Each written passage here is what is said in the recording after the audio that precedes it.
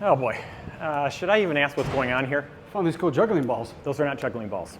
They look like juggling balls. Those are mobilization balls. Huh. I guess you call them juggling balls if you juggle them. I'm Dr. Ben Quist. And I'm fitness expert Jeremiah Kruger. And we're here today to talk to you about what's up with all these balls. Hell yeah, that might have been good.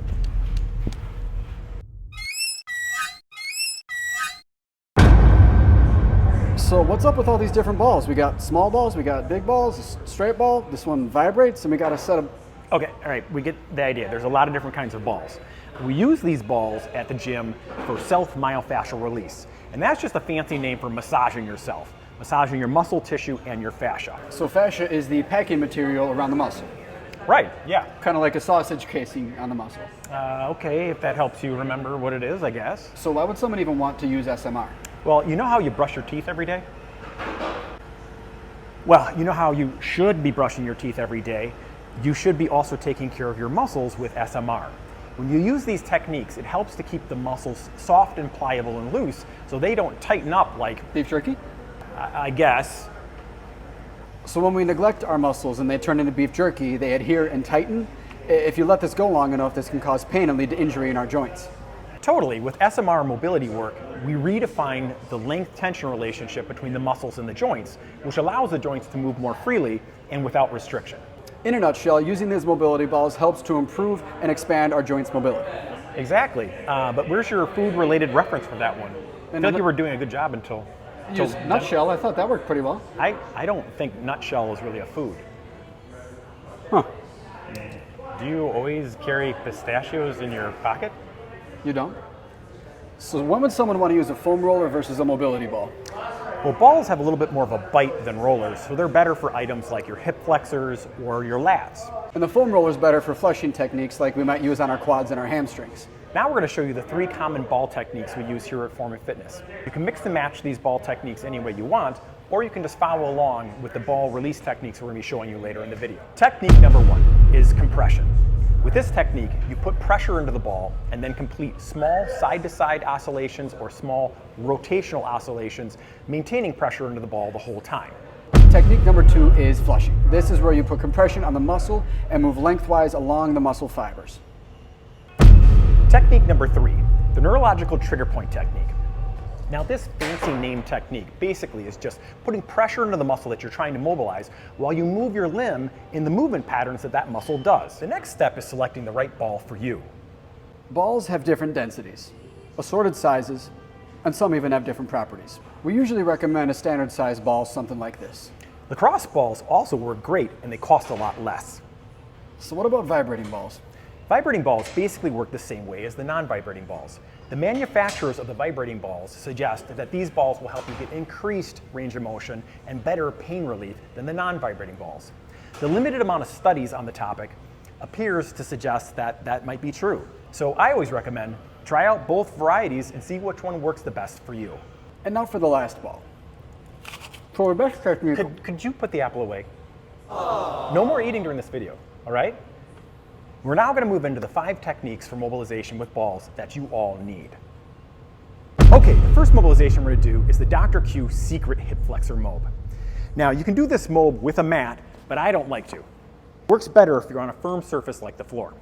We're going to start with our mob ball. We're going to take it just to the left of your belly button, and what we're going to be doing is digging into the upper insertion of the hip flexor versus where most people will mobilize that lower part. We're going to warm that area up, get a little blood flow going by doing some circles, digging in there 4 little circles, and then we're going to move down into the meat and potatoes of the move. We're going to come down to the floor, take that mob ball, put it just to the left of your belly button again, sink down and relax onto that ball. Oh yeah. And then move slowly left to right until you feel that point of greatest restriction, and you'll feel it when you're on that hip flexor. So right about there for me, I can feel that little dull ache kick in, and I know I'm on my hip flexor. So to do the move, you're going to extend up onto your elbows, press your foot off the ground, take a deep breath in, blow it out, and then come back down to the ground. Come on back up, lift the leg, deep breath in, blow it out, come on back down to the ground. Repeat that 4 times on your left, and then shift over, repeat it 4 times on the right. So our next move, too, is going to be a butt or piriformis mob.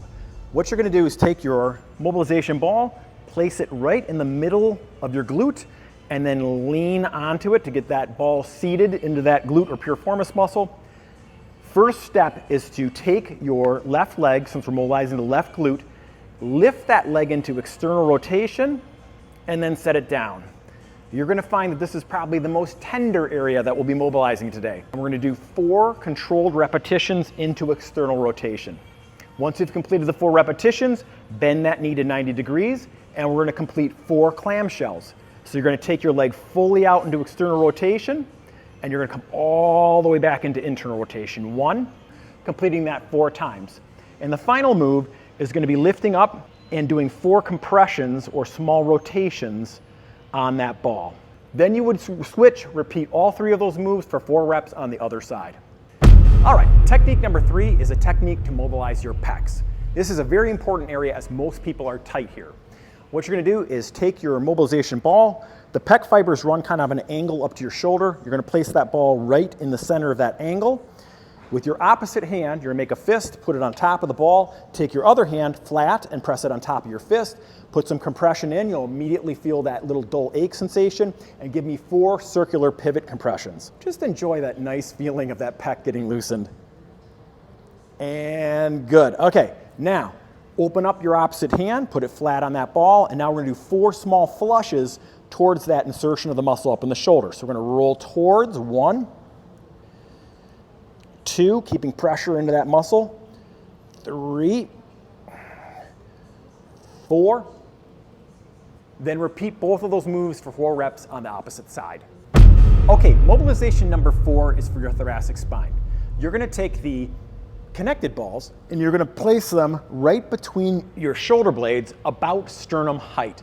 You want each side of the ball to be in one of the muscles of the spine with that little notch between the balls lined up with your spinous process. Okay, once the ball's in position, you can do this move with your feet on the floor. I typically have something for my head, like a pillow or a block or a sandbag.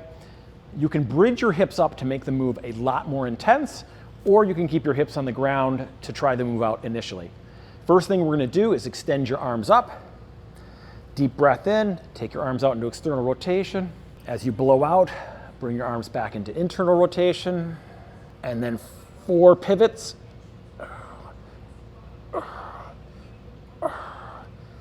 Press your arms up. Bring the arms out into external rotation. Deep breath in, deep breath out. Cross the arms into internal rotation. 4 small pivots. And repeat that 4 times. The 5th and final mobilization is for your latissimus muscle or your upper back muscle. This works best with some type of foam block. You take your block, you place it on the wall, sorry Susie, and then you pop your ball on top of the block. You're going to take your lat muscle and put the meaty part of that lat right onto that ball. Then shift your feet away from the wall, 1 foot over the top of the other one. Take your hand, put it behind your head into a lat stretch position, and then slowly compress into a side-to-side oscillation into that lat muscle. 4 times. Then reach your arm up, grab with the opposite hand, and lean away for 4 reps. Switch back to the first move, compression oscillation, side to side, arm out straight, reach up, grab, lean away from the wall, 1. So complete 4 times, then switch sides, complete the same sequence for 4 reps on the opposite side. So please give a few of these moves a try. A small investment of time using mobility ball can pay off big. Thank you guys for watching. Please feel free to like, comment, and subscribe. Thanks, guys.